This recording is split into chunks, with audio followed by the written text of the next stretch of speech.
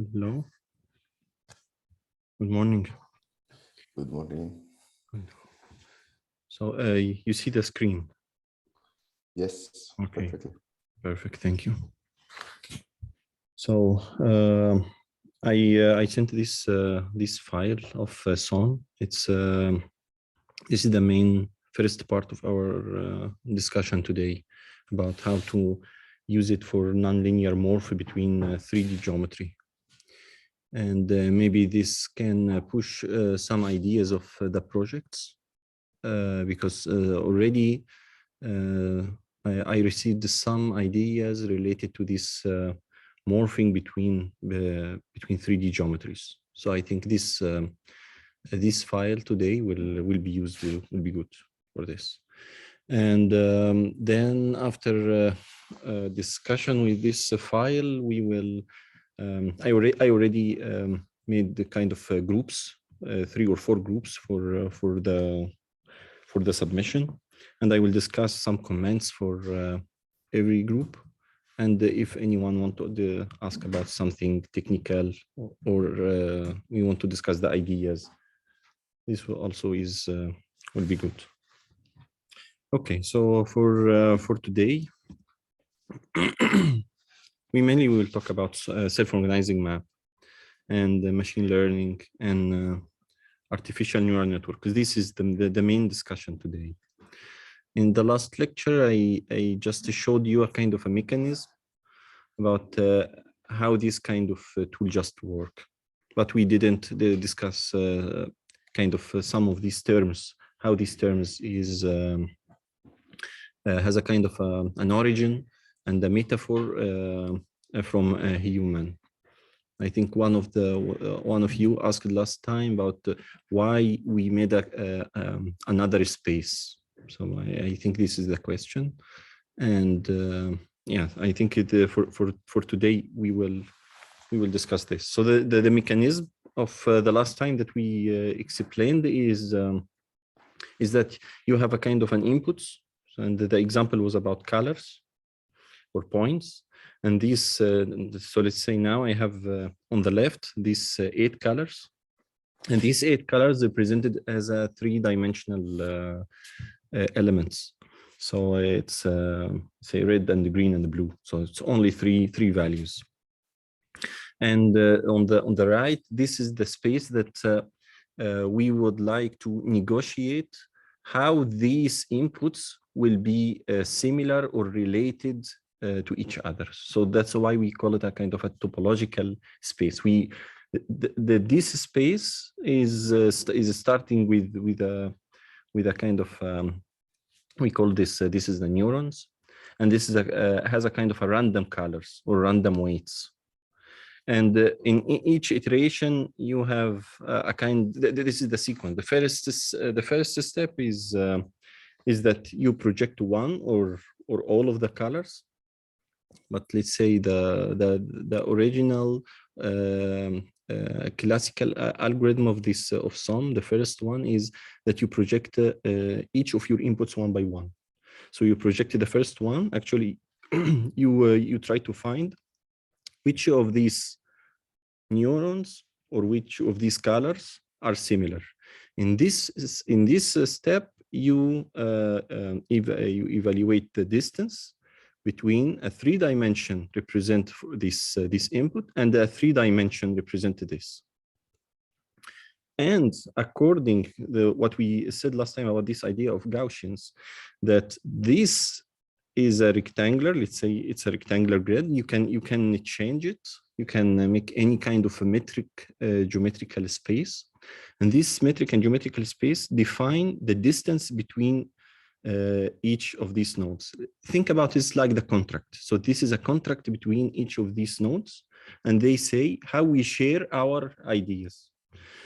And the first step is that there is one is we call it the winner, and this winner affects the others because that he is the one that is similar to one of these inputs, according to this Gaussian that we said last time. So mainly you measure the distance, the Euclidean distance, or the square Euclidean distance. And according to this exponential and this kind of, this call it sigma value, you make this kind of a gradual weights between, this is the highest weight and this is, let's say, the zero or the lowest weight. Then you start to take another one. So there is another winner for another space. And it starts to affect. Then you start to select maybe another one.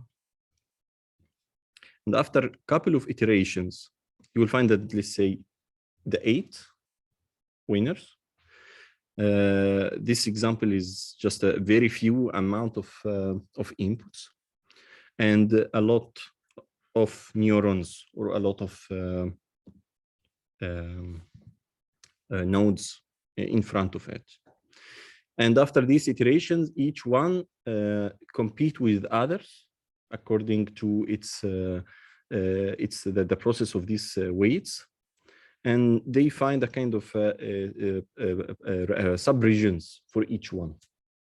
And by that you can get kind of an idea. Let's say that the white is away from the black. This is 0, 0, this is 1. And let's say this green, it should be maybe away from this cyan. But just take care that there is a limitation of this space of two-dimensional space. So maybe if you have a lot of inputs and they are compete, so maybe it's some of these, they are far away, but unfortunately they are next to each other because the space is limited. So this all we discussed last time with using Grasshopper. And from here, we should start to kind of I will make a kind of a scan for the main important terms and ideas without going into too much details. So what we are facing now with this, with the algorithm that we will use today, is this, it's a category or a subcategory inside machine learning called artificial neural networks. So in the last time we used another algorithm. It's related to, let's say, the machine learning called the KNN. And now we have a kind of a package with many and different algorithms, but all of them share one hypothesis. So the hypothesis that actually I think it's originated since maybe in the 50s or 40s. It's originated from this, that with artificial neural network, that they try to implement an information processing system, and it's developed as generalization of a mathematical model of neural biology. So just think that it's a mathematical model. So because sometimes within the terms and the market, you feel that these things are almost live, but more or less it's a mathematical models, and these mathematical models share only the 4 things that you will find it similar to the interpretation of how our brain and how our neurons transfer the signals. So the main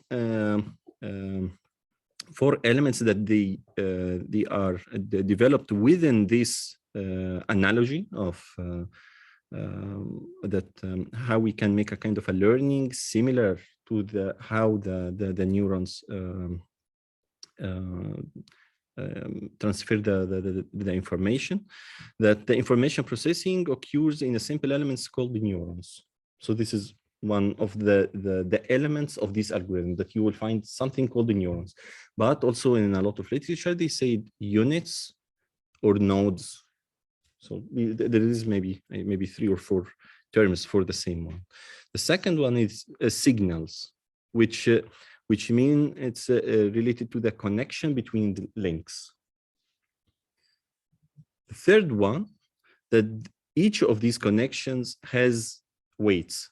And before continue to the fourth, if I went back to this, so we call this, each of these neurons or nodes, and this connection between them Okay, this is the link between the nodes, and this link has a distance, and this distance we interpret it as a weight.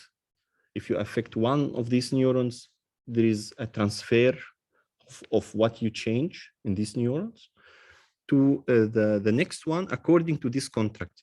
It's this distance. And after transferring these weights, all of these neurons usually multiply or add all of the weights from the connected. So if one of these nodes is connected to many, so what's happening is it add all of the signals to it. All of this is a kind of a hypothesis that they develop it with how neurons is connected. Last thing is that each neuron has a kind of an activation function, which this is what I said, that you sum all of the weights to determine what kind of signal. So these are the four. I think this is the only main four elements that you will find it mainly in all of the algorithms that share this idea of artificial neural networks. And the researchers usually, I think online, you will find that they are, or on the research community, they are divided into two. Some of them are interested how these artificial neural network models and how they are mimic a particular biological neural system. And others just focusing, yeah, we understand the ideas and this interpretation, but the important thing is the computational power behind this and how these kind of algorithms perform well, and we use it to abstract or solve or classify models. And this is the image or the first thing if you look for what is the neuron. And this is according to our measurements nowadays in let's say in the last 50 or 100 years. This is what we have. Maybe after a couple of years we have different kind of interpretation, different kind of measurement about how this how brain works. So just think about this, that all of this is related to how we were able to measure ourselves. Okay. And it's mainly these three elements that we mimic within the neurons. This is called soma, axon, and dendrite. And these are, this is how they think it is, that the neuron, this is the main neuron, it's has these nodes that sum all of the signals, and they have this kind of transmitters, and these kind of things is a kind of a receivers. This is how they see the humans has almost plus 100 billion neurons. Okay, and yeah, within these nodes, they say that yeah, within these we have sometimes a short memory or a long, mainly the long-term memory. They are saved in these places. Okay, but at the end, for us as an architect, maybe just you need to understand. You can read these kind of introductions in many of these artificial neural networks books. These couple of pages usually describe this, what I said in brief. But at the end, you have a kind of a diagrams describes these mathematical models, and usually they are have this kind of graphical or graph connections. So we have almost, I think that we have almost, according to my knowledge, there is mainly three types of, mainly three types of connections of these neural networks. This is the neuron. This is the development of this.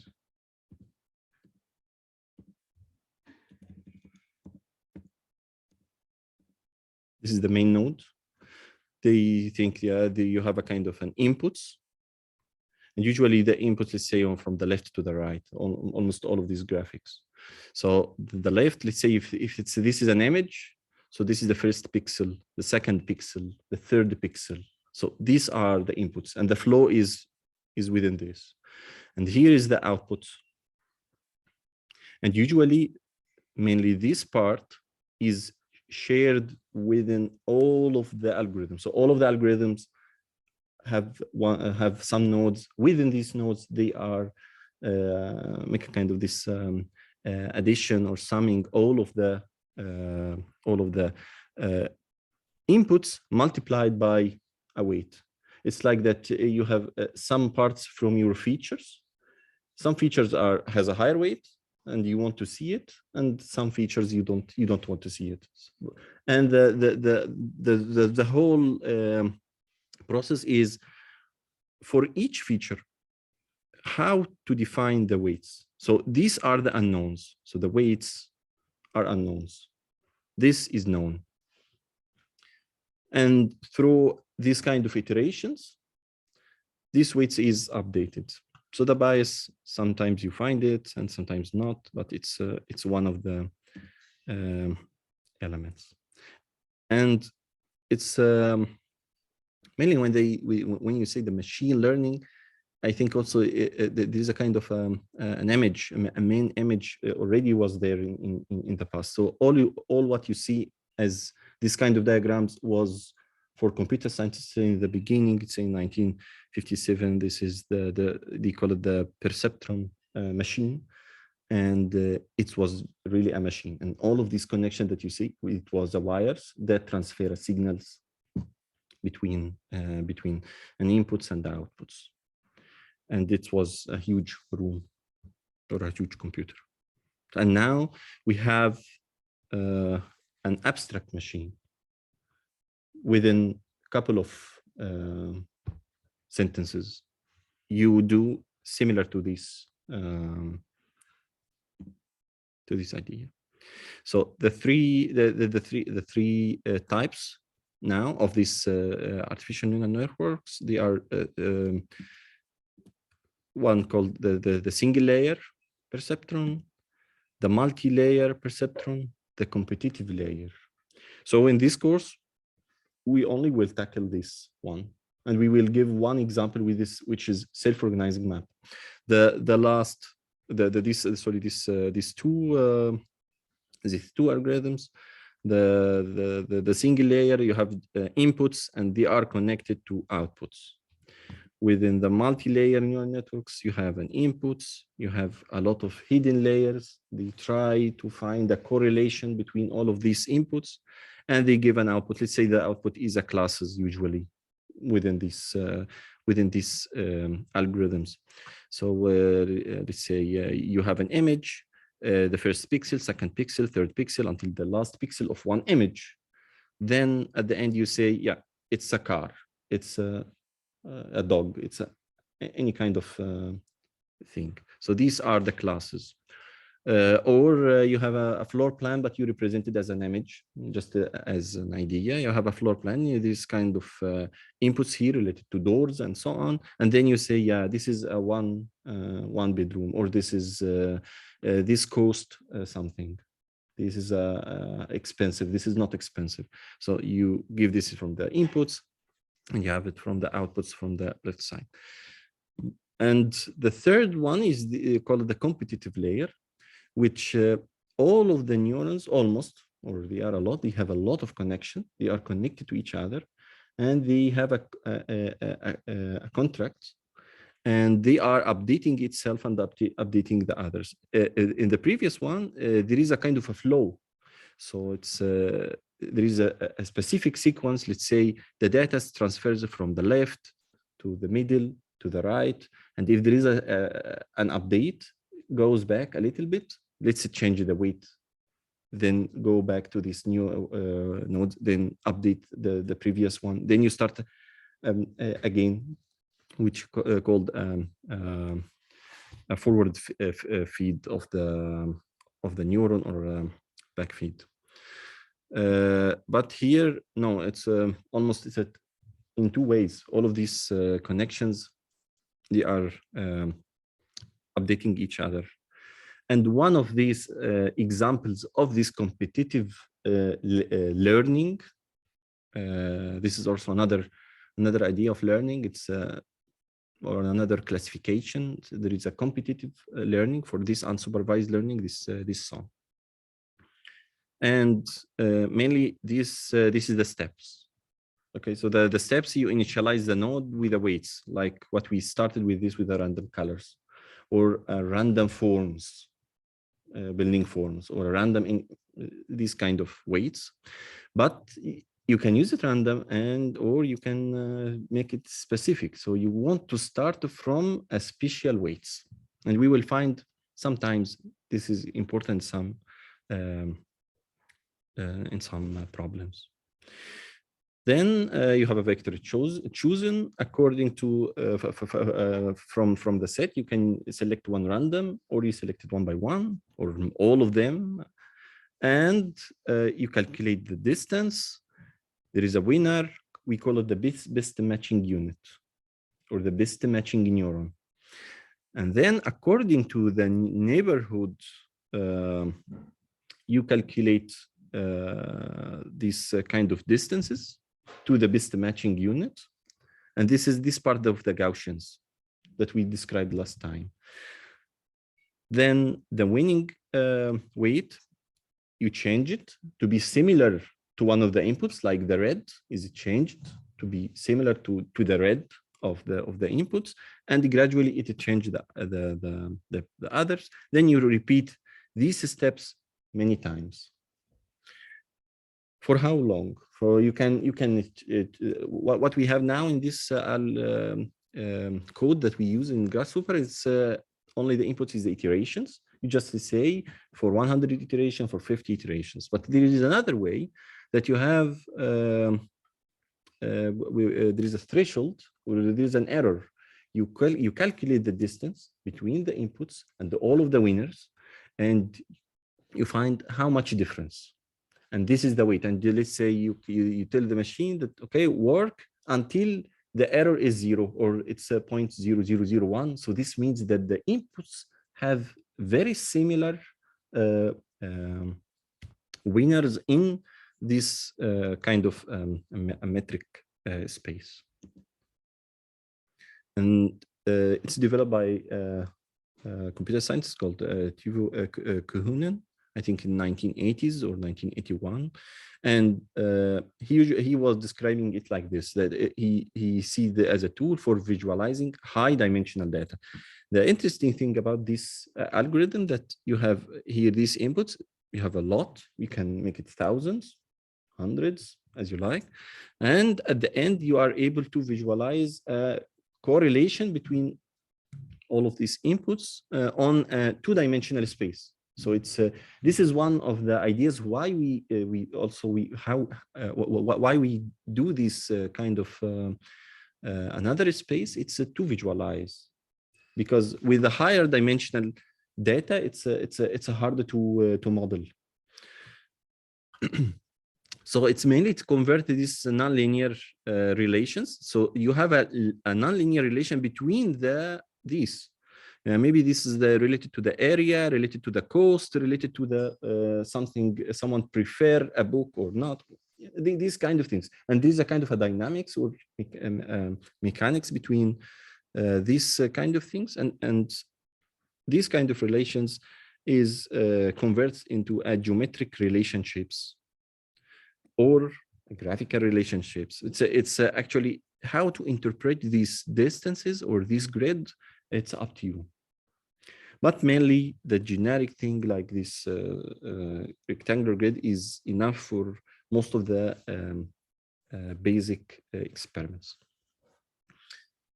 And so it can produce also a kind of abstractions from the data.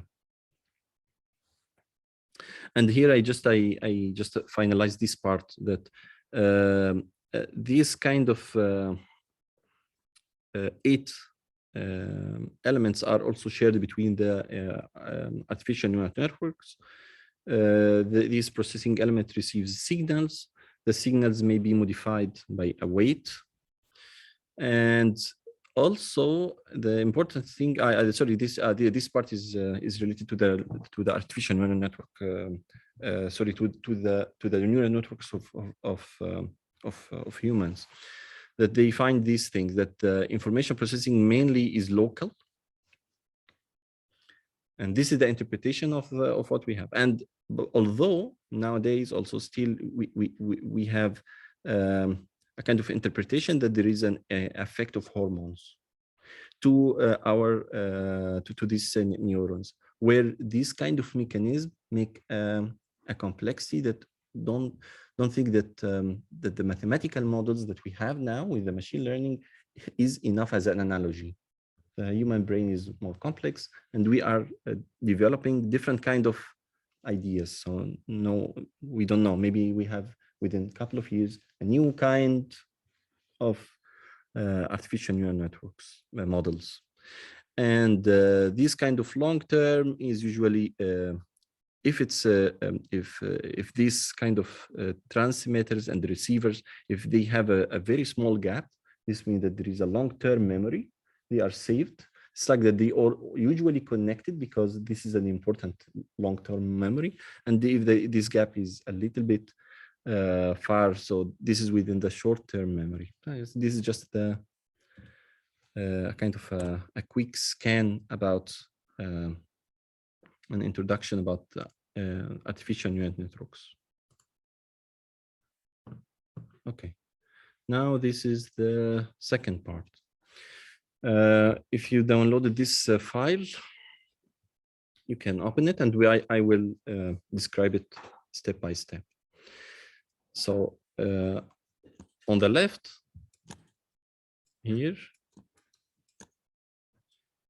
this is just a suggestion for these three alternatives. You can think about they are buildings or not. They are just a 3D models. You can change it as you like. You can put all of them on one layer. I put them on different layers. And as usual, within this graphical algorithm and with this grasshopper, you start from the left, and these are the inputs.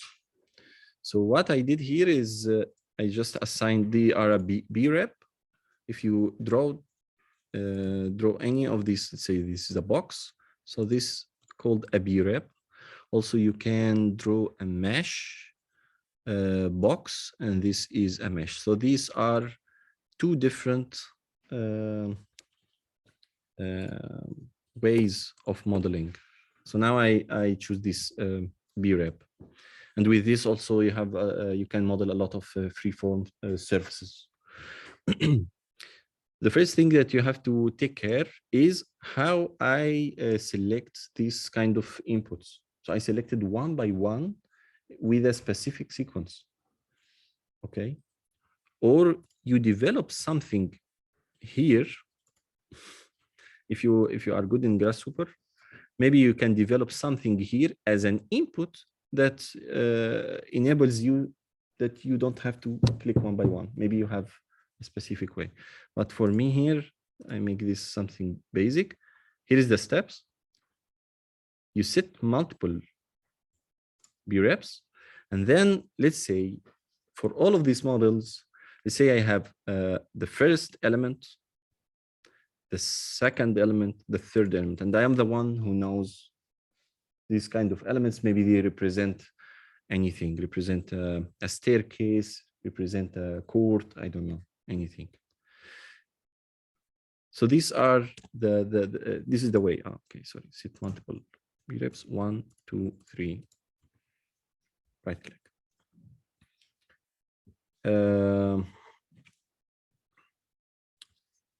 So I did this for the 3, and maybe within a couple of minutes, we can try to add more and more and more. Okay. As usual, this part, this to prepare the elements to transfer them into vectors. There's different kind of ways how you can model or describe these things. So let's say someone maybe suggests, no, I want to describe length, width and height and rotation. So this is of 4 features maybe are enough. So then you can describe every one of these shapes as length, width, and height, and rotation. So maybe you can model it like this.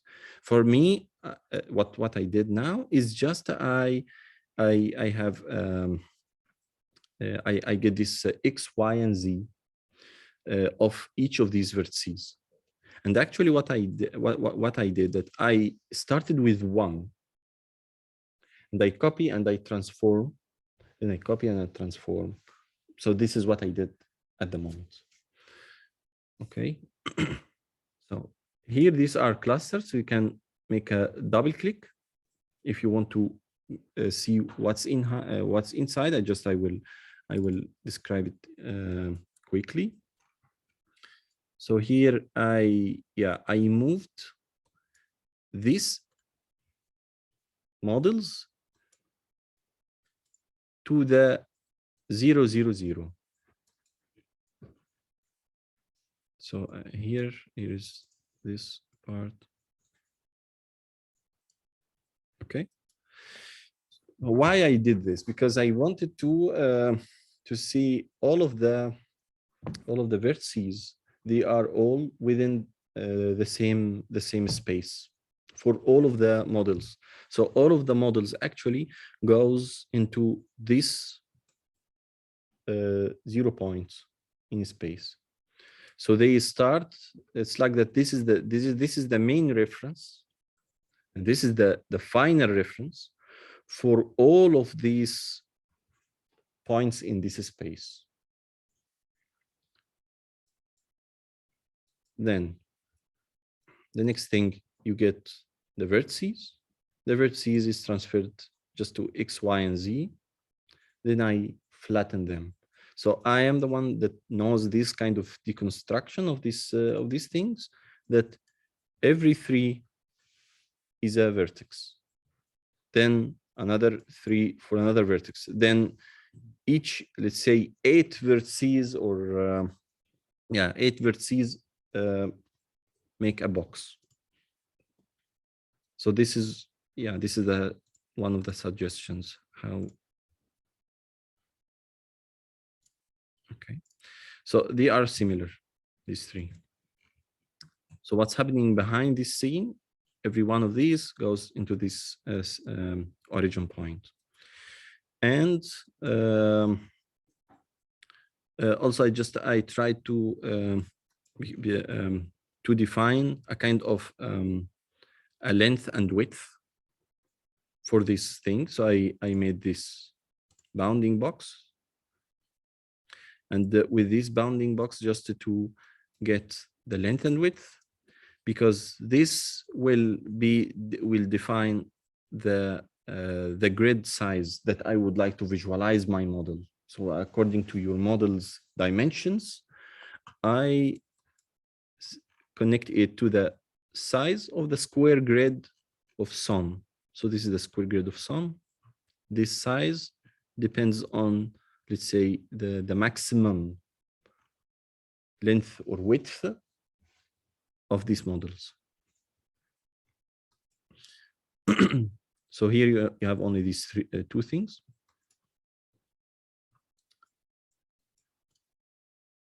Then this is the learning step. Very simple. We have these iterations, say 20 iterations. We can change it later, and we will see why. Inputs, there are 3 list of values, and these values are as a text with commas. This is how I develop this inputs. And then the size, the sum size, how many? Now, mainly it's this code only for square grid. The length and width of the neurons or the nodes are the same. So let's say it's a 12. So this is happening inside, and this is outside, just to represent this grid. So now mainly it's like that. Inside each of these Mhm. So these are the nodes that will store, let's say, 72 dimension.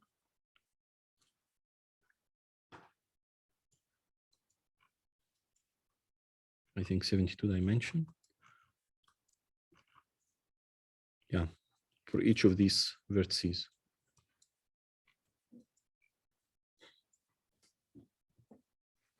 And the outputs of this of SOM is the list. It's flattened. It's this is for all of the values, for all of the vertices, for all of the models, all over this grid. And here, this is the partition. Let's say it's 72 dimension. So now this is the output is a tree. I think this one.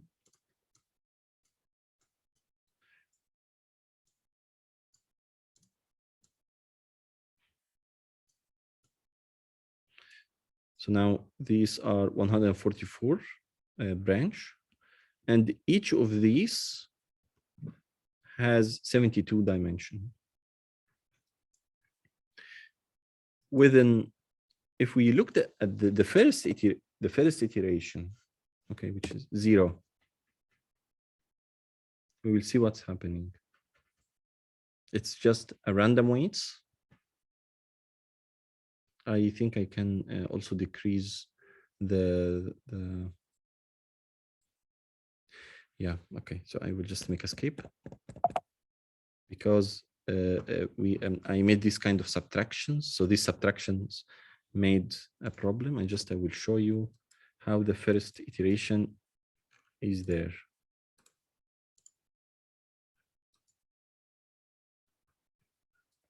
One moment.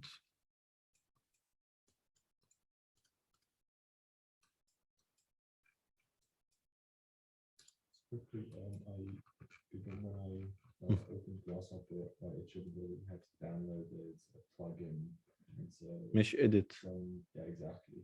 Yeah, this is from the last time we said that you need to download this. Okay. There is 2 or 3 components we need to deconstruct the meshes. So I think you on Food for Rhino you can download the latest version. Okay.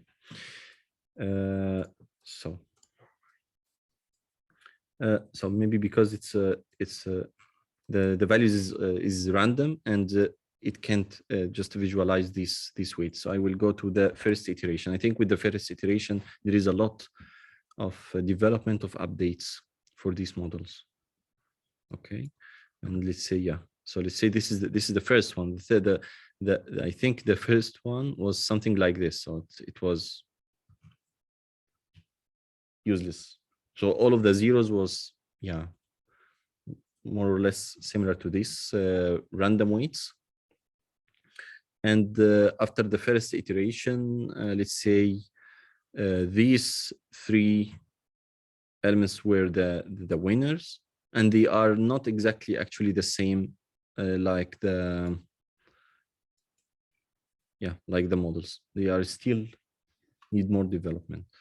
Okay, so one thing I need to mention that this iteration, each of these iterations, we in some codes they call it an epoch, which means that within one iteration you project all of the elements within one iteration.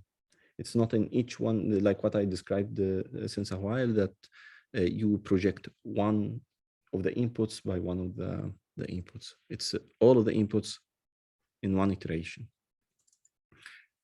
Okay, so this is the second. On my computer it takes 4 minutes. 4 seconds. And okay, let's say after 20 iterations.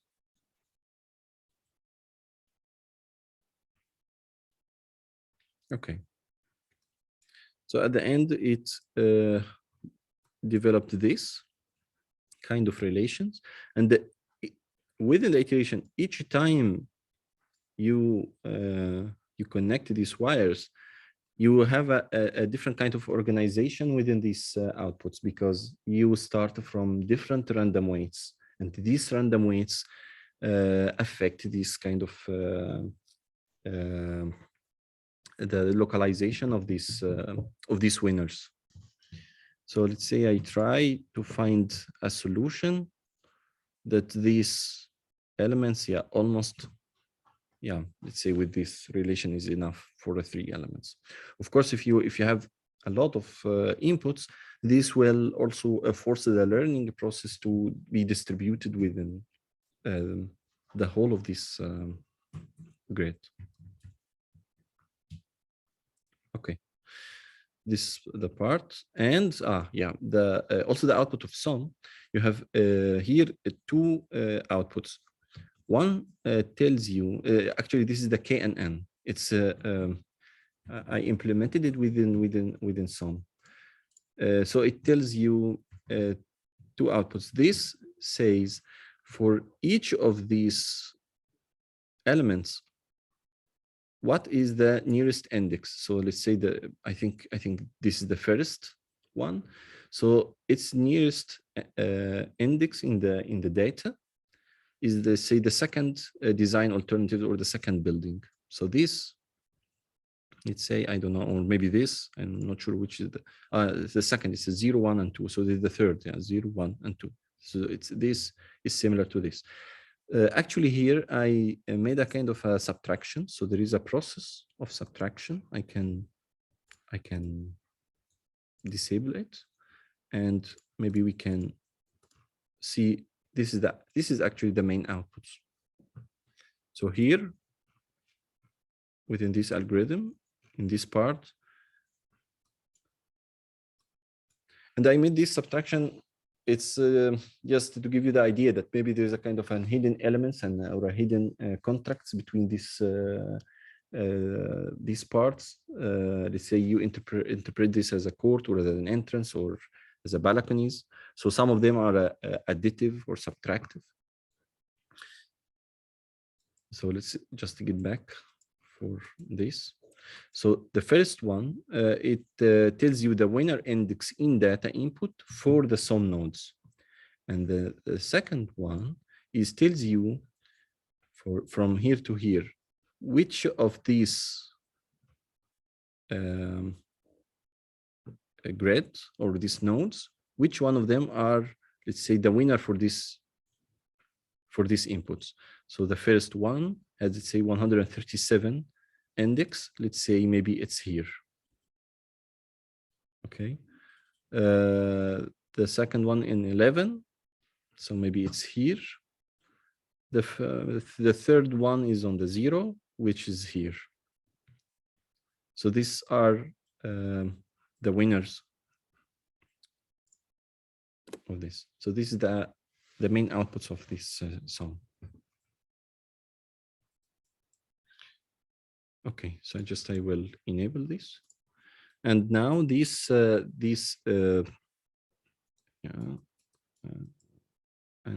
unhide this part.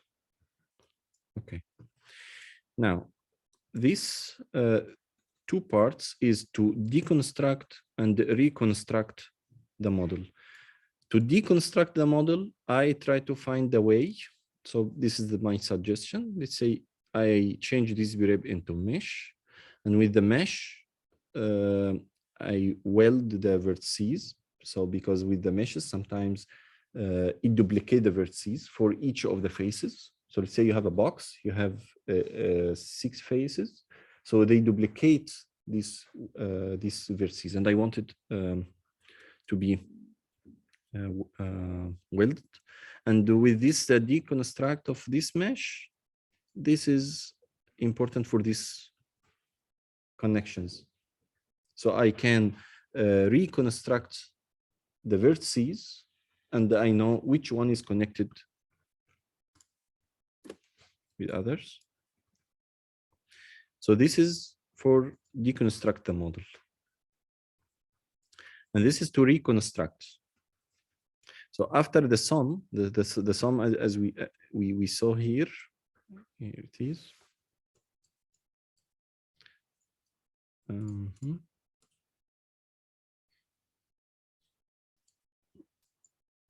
Okay, we have 144 branch and 72 dimension. So here, this is the steps. You yeah, every three, I partition the list into three. So these three values, which I know that it's X, Y, and Z, I changed it into points. And yeah, I use this, yeah, it's called the shift list to rejoin the points for each of these models. Then I just here reconstruct the faces of the boxes. Then I made a kind of a join. And here, if we looked into this, it's everything actually happening here. I still didn't move the elements from their place. If you remember, I said that they just started in the around this center point. So here, if I will just, okay. So here you have these 144 elements. Okay, there's a lot of deformations happening between those. And if you looked into, let's say, the vertices, okay, this is it, and this is the models. So if you looked here, let's say there is a kind of a nonlinear relation. It tried to find it within only these three elements.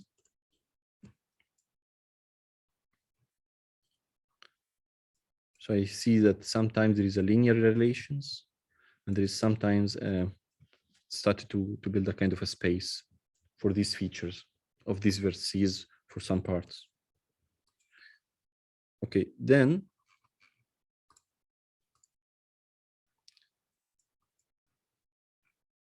if you want to actually just for beginners of Grasshopper. So if you want to zoom, you can select on one of these, then you can right click and click zoom to the selected element. So it's change the preview in Rhino. Then now I started to move each of these elements into the grid. So they started to move here to be distributed all over the grid. And then this is my suggestion. Let's say that if there is a subtraction, and this subtraction is also related to how I selected the elements in the beginning. So I selected, let's say, the first building box or building, then the second one, then the third one. And by that you see this kind of the subtraction within rotations.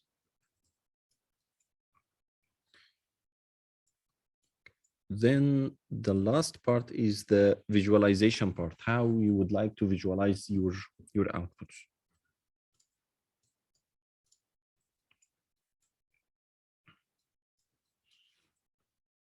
So let's just start from the lower part.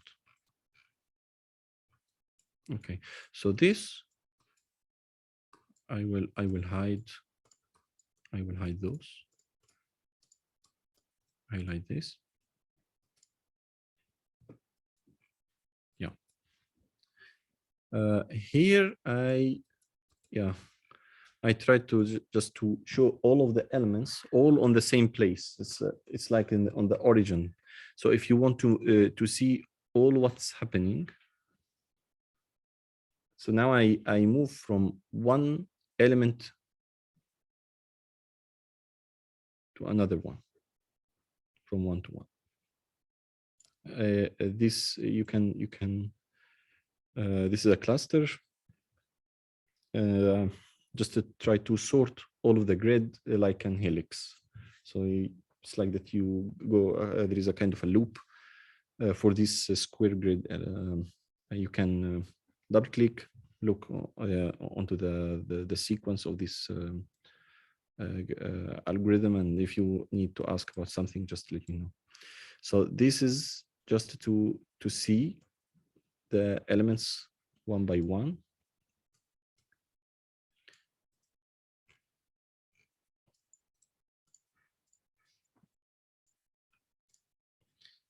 This I just I have this wireframe, these two things, a wireframe for the model, yeah, and the model with the color. Then here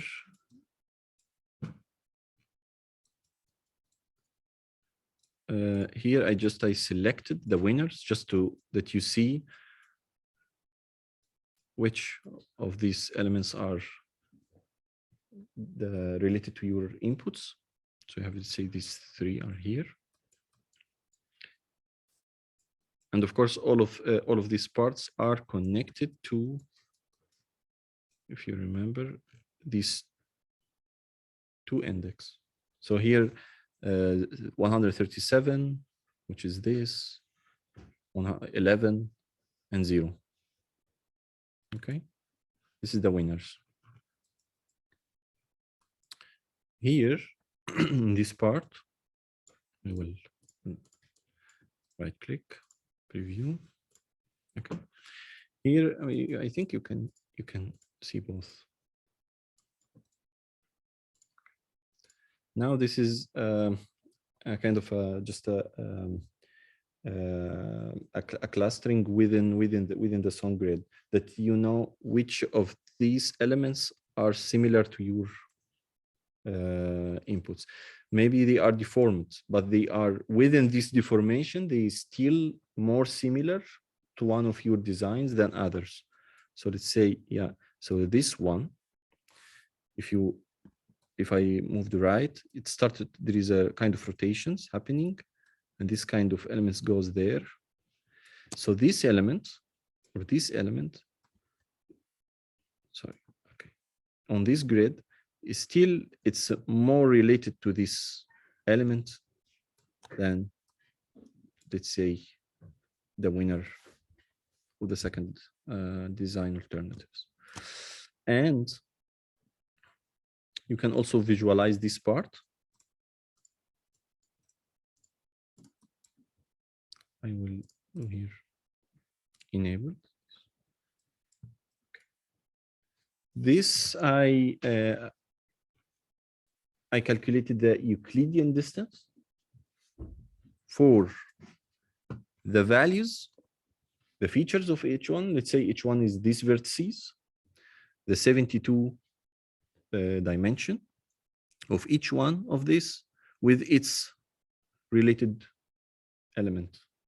So let's say this one is this. So I compute the weights. And this is just a graphical way to show you what is the very near to one of the neurons. And this is the farthest, maybe one. And here you can find a kind of a border, a nonlinear border between these design within the transformation. So if you went to any of these lines, it's like that you are really in between and you don't know exactly which of these designs you are similar.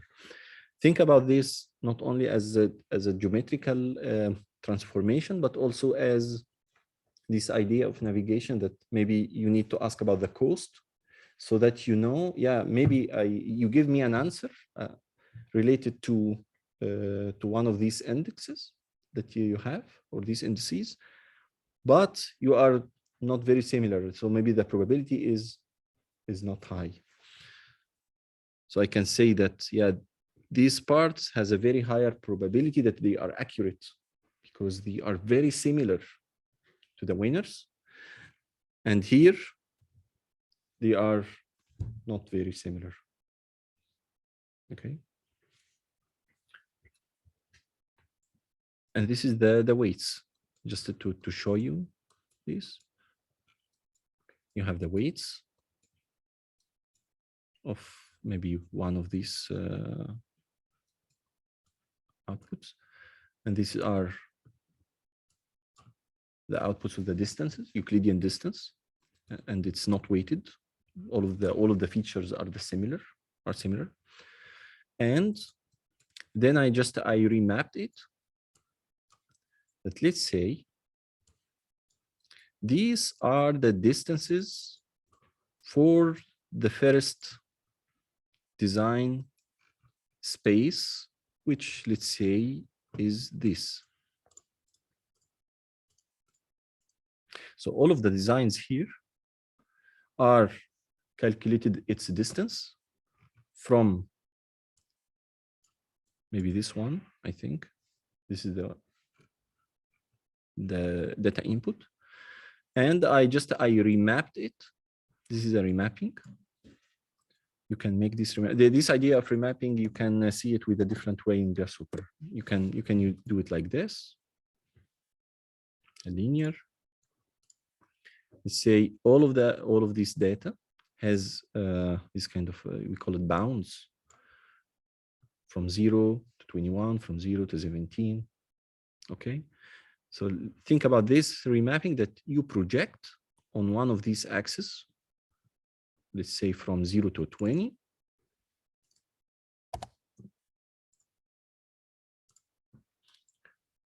And according to your projection on this, the output is the y, is from 0 to 1. So you remap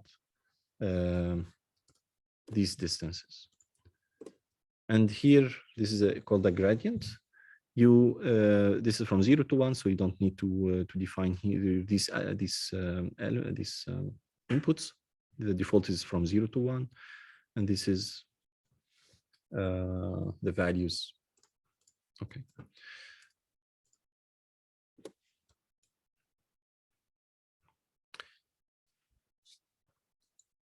And you can scan these algorithms by your own. If you have any question about any of these steps, just to let me know. And by that, we have another idea of SOM with using SOM, using it for transformation, but also we can use it with the same idea, same example of these floor plans. Like that, you see just the indices, you don't need to transform them. And what you need is each index, its features, maybe related to what we said, as we said before, cost or any kind of performance, maybe values.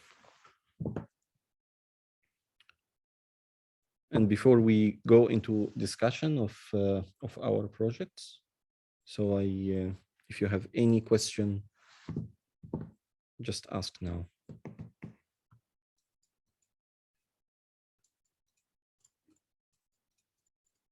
Yeah. Mm-hmm. Try to with the VREPs. I try to set the VREPs on the 3 floors, Mm-hmm. but I don't end up with the same. Mm-hmm. Yeah, maybe here you can see this.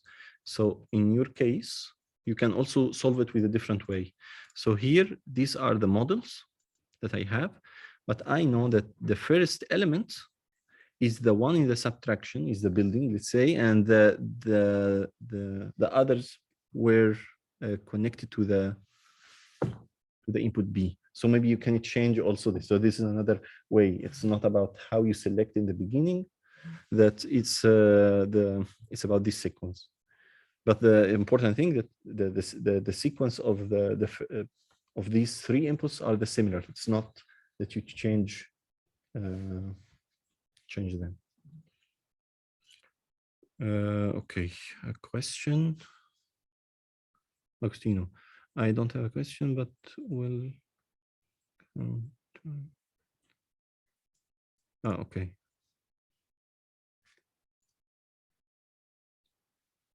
Okay.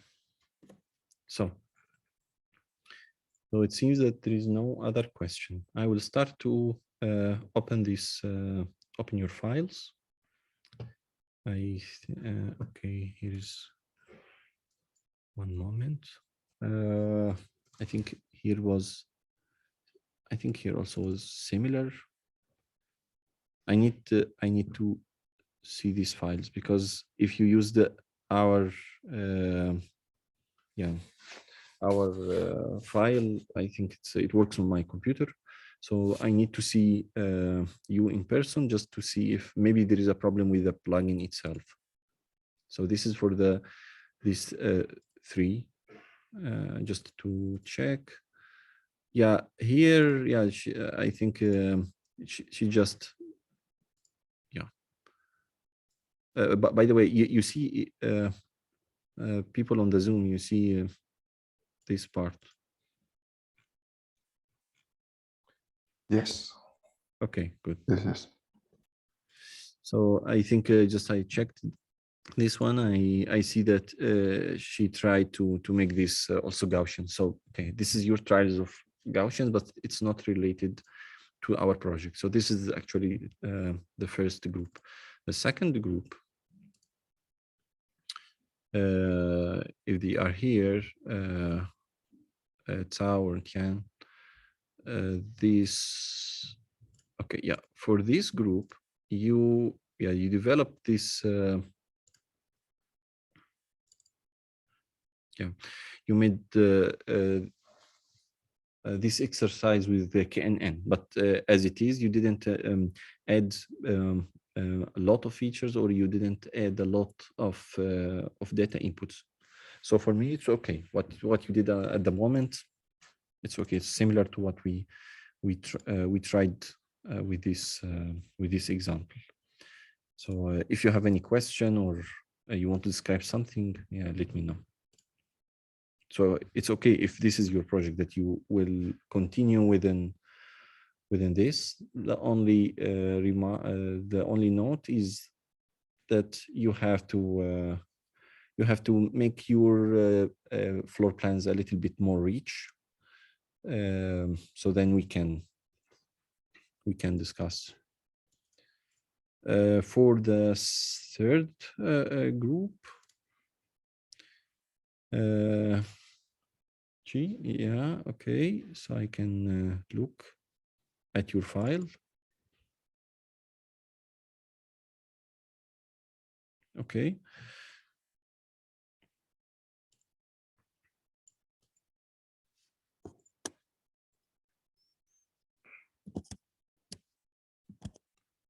Okay, so you have also this exercise of KNN, but you went more than the previous guys to make a kind of a more detailed elements. Okay. Also the same idea. If you need you need maybe just more data just to discuss. If you have any ideas what we after what we did today, share. Yeah, just in general, studying that, like, what is the project about? Like, I did these vectors or these floor plans, and I also have the description, but I don't really know how they connect. Like, what is the next step? So the next step you can explore. It's if your question that they are your main typologies, okay, and you think that if I have a new case, a new design case, what kind of question you need to navigate to select. So this can quickly helps you to start. So maybe you need to remap all of the internal elements, or you need to just get a kind of description, how many elements or what kind of elements they are. They have an entrance and the hallways and so on. It's like that, the requirements. Sometimes you have, think about this on a bigger vision. Let's say you have a kind of a plot, and you have a new project for a residential building, and you ask, according to this cost and the blah blah blah, how many floors and how many rooms should be distributed according to the reliable data that I developed. So it's one quick answer for what is the requirements of this design. So maybe this is one. Maybe you can add more features. Now at the moment you have only X and Y. What if you added more? Because actually it's now there's an X and Y, and there is other these entrance and hallway and so on. They will be a kind of an input. So I will give you a kind of an idea.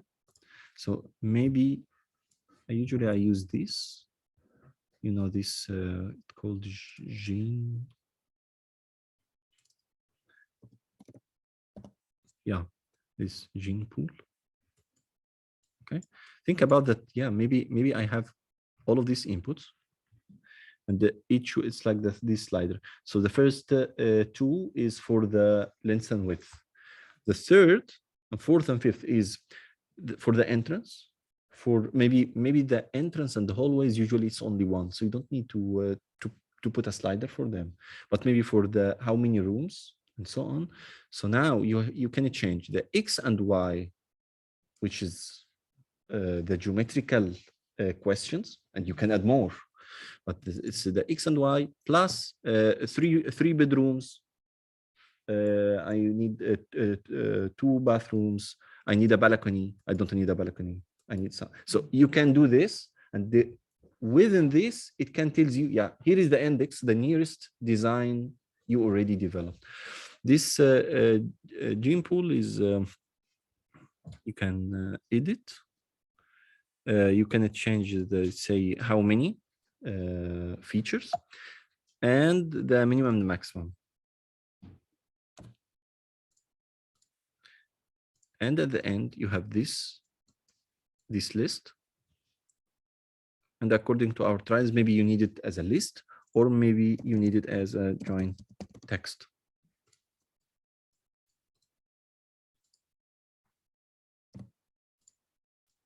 So this is your feature vector. Okay. Maybe you have to join. Maybe the 0 and 1 is a 2-dimensional output. So this is for the navigation of the dimensions, and these are for the for how many rooms, and then you join.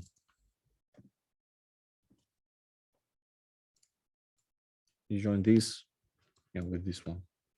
Of course, you need to make all of these things are similar. So let's say if I will word remover.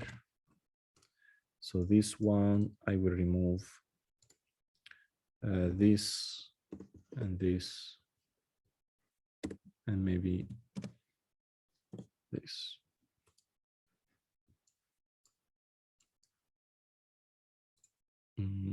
Maybe we don't need to change this. Sorry.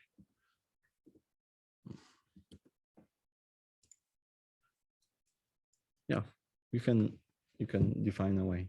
Okay, this is at least you how to join. Sorry, not this merge. Yeah, sorry, you can, because they are text. If they are text, it's like that. You have these both. Okay, we will find a way. But this is the main idea. Is so I think this is what you can do with this Excel. I don't know where it is.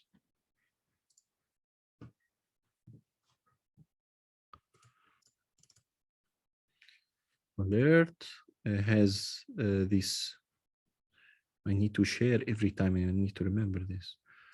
Okay, so I will just see that, Mohamed. It's that your model. Yeah, I will open another one just to check. This is the proposal. Yeah, okay. Yeah. So for one moment, for alert.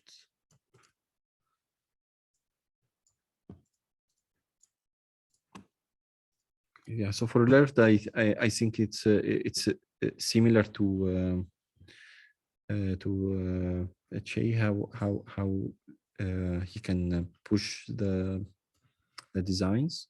He for him, he didn't go to this say X and Y. So his question is about only the area, and I don't know what's this high density and high area. So I don't know if you just try this the exercise, but not in the project. If you have something, just let me know. Ludwig. Okay. Yeah, Ludwig is here or not? Yes, I'm here. Okay, good. So I will just share. You have this floor plan. You have these features. Yeah, it was very direct. Share desktop plan. Yeah, I think so this is your Excel sheet. Okay. So I find a different kind of point of view. For me, it's interesting that you try to think that you have, let's say, this is the entrance and corridors and these kind of elements, and the features of these elements. Let's say the entrance, you don't want it to be, let's say, the sun exposure, and you increase this sun exposure for some elements. Some parts related to connections, how many items it's connected, materials, noise exposure, the view, the size, and yeah, I don't know what's this what the class, but maybe you think, yeah, the entrance and corridor is something. So now and your inputs and your designs, you only send this file. Okay, so you see the Rhino. Yes. Okay, good. So now I think we have another idea. If you wanted to move on, that your question is not about the floor plan at all of it, but it's about the zoning. So I see your ideas like this. If you want to push it, so if I have a new kind of space.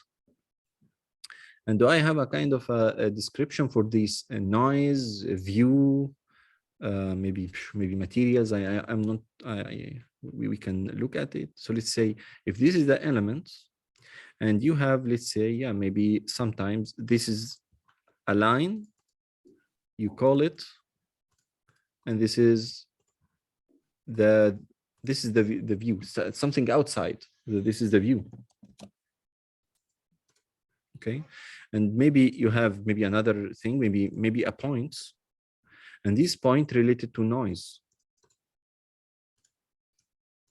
Okay, so yeah, maybe sometimes you need a simulator to do these kind of things, or now we think for a kind of just an abstract way to examine this idea of navigation with these uncertain designs. So now and this element, which is one moment, this element is your design case.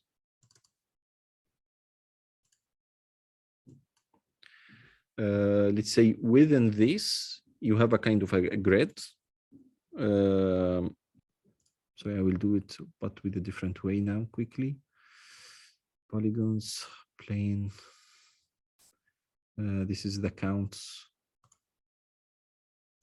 Okay.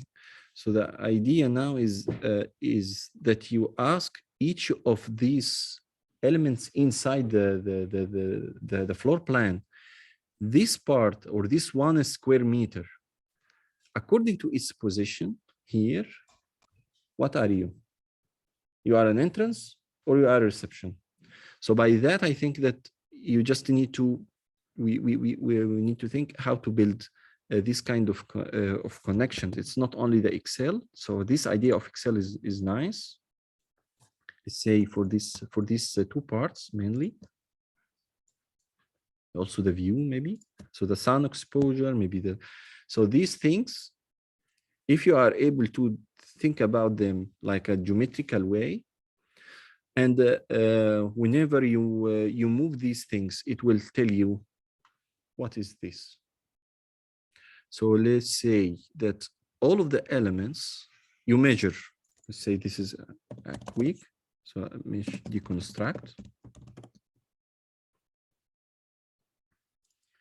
So you have the mesh of the floor plan. So these are the faces. And let's say if according to the distance between the point, let's say if this is the first point and this is the mesh. So now I have a distances and I need to transfer these distances into something meaningful. So say you have a threshold. If it's near with, let's say, 5 meters, this is 1. Outside it's 0, and all of the ones has a meaningful for you that it's noisy. So I give you now a hint, and you can try to push this idea further, that how you can later change these kind of elements to measure it with let's say with these values, or you can change if it's we can change this I will remap it. Okay, this is bounds.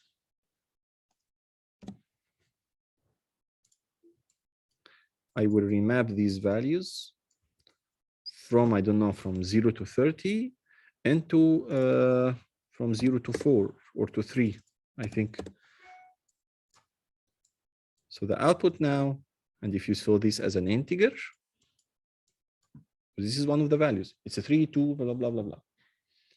So you need to try to think how to can represent these features as something dynamic within your design.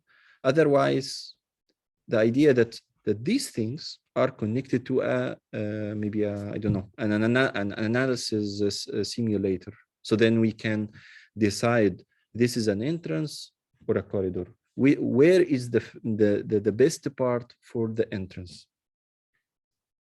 So this is another suggestion. So I will need to represent, I mean, all my features I have now in the Excel, they need to be some, I mean, they need to be outside, and I need to represent them in a geometric way. Yeah, this is the suggestion. This is exactly, yeah. Okay, and then this geometrical represented features can be moved or changed, and then this sum will adapt accordingly. Yeah, for the sum or for the can, and now it's your question is a classification problem. We can use sum, but of course sum is not mainly for classification, but we can use it especially if your data is few. We can. Okay, good. Good, thank you. Okay, for Philippe, are you here, Philippe, or not? I'm here. Yeah, okay. So now you have you have interesting actually I think two projects. You think about two things. Now where is the new share? I think you see now your file. Okay, so I have this Excel sheet. So you have one you think about this this kind of urban fabric of this of plots, and you have these things of features, how many intersection within this fabric, or there's an open spaces or not, and there is a description for this, and the class, I'm not sure. Yeah, the class is the class of the urban fabric itself. So let's say, yeah, maybe this is a class 0 or class 1. Maybe it's like a high density or lower density. I don't know what kind of classes, not as a number, as a meaning. But this project is interesting, and we can also think about maybe more features if you need to explore. And the main idea now that you should, if your interface is maybe connected with a new plot or with a new urban fabric you have, you say, yeah, this kind, let's say, of this fabric, what is the nearest city, or what is the nearest urban fabric similar to what I need with this is the things. And some of these are geometrical, like this number of intersection, you can define it. This is, yeah, I think this is a nice one. Big open spaces. Just to think about that, what kind of a canvas or interface you want to discuss this project. I'm actually not sure, but if you think the first one is, I just did the second one because I thought the first one is maybe like too complicated. But if you think that this is good, then I will just do this. Yeah, it's good. It's but it's just think about what kind of also features you can add more. Let's make it a little bit more complex. Okay. Yeah. But your suggestion for this, let's say, the open spaces or the number of road intersection, it's okay. So maybe you can add something more, something maybe I don't know, related to the weather, maybe, or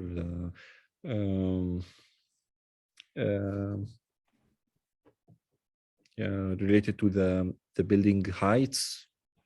So if you add all of these things, and of course, if you have a good library with these parts, this will be very good to start. And we can use also, I will show you maybe later how also to use also SOM for these kind of things. Yeah, these are like actual cities. So like I did not just draw anything, like these are actual. So that's good. So then we can also make something a little bit meaningful. So let's say this is, I don't know, this is some part of a city of, let's say, I don't know, London. No, this is Zurich. Anyway, yeah, just if you have this kind of library, then we discuss how to add more features. Okay. Okay, and if you within the next 2 weeks we have a break. Just if you have or all of you, if you have any new ideas about the features, just send me and I will reply soon. But if you have an errors, send the GH file and make it zipped because the Google form will not accept GHA or DLL files. Okay, the last group. Go quickly.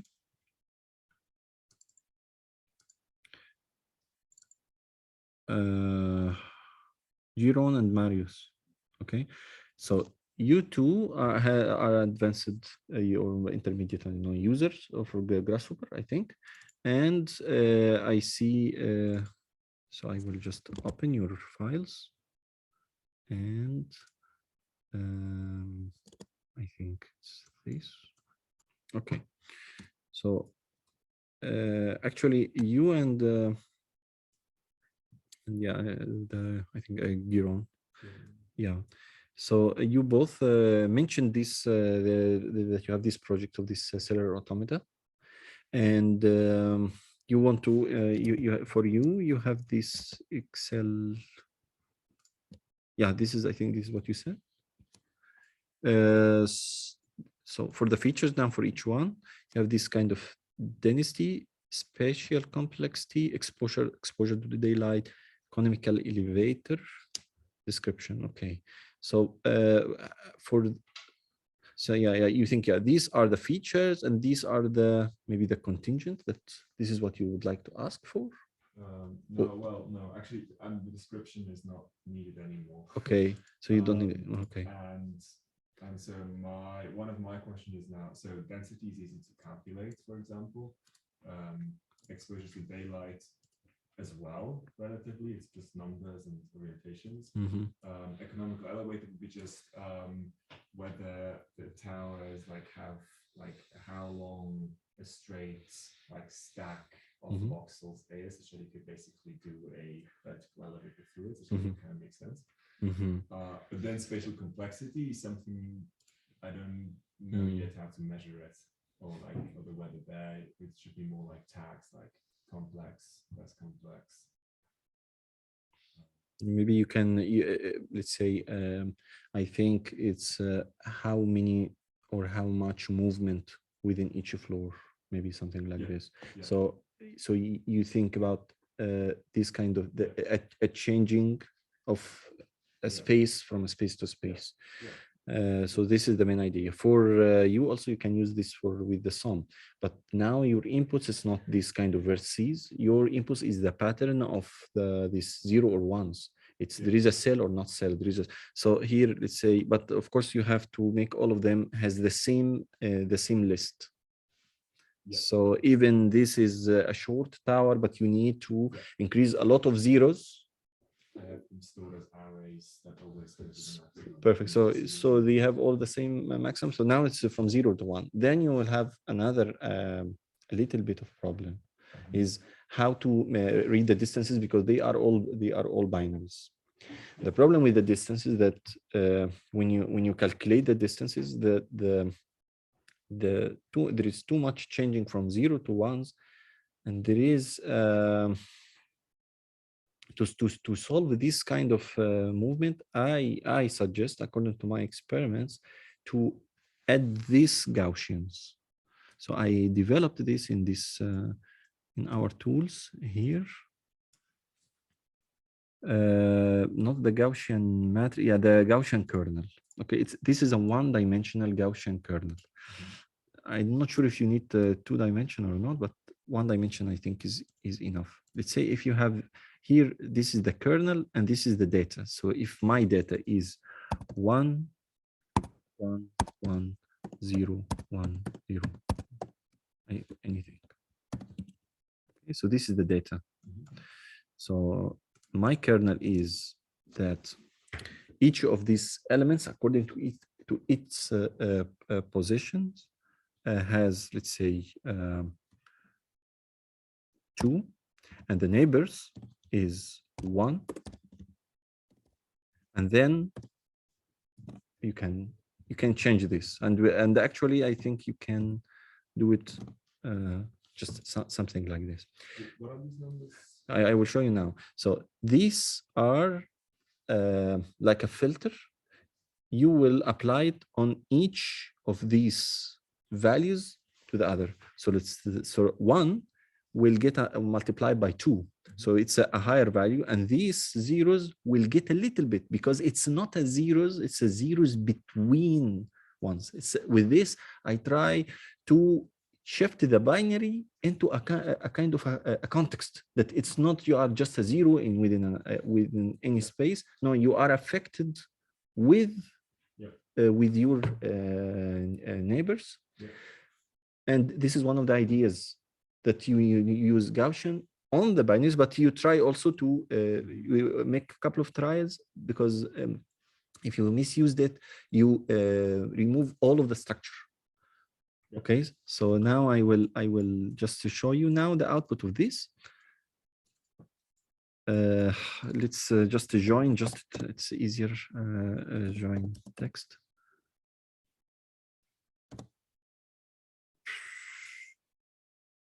So here is this, and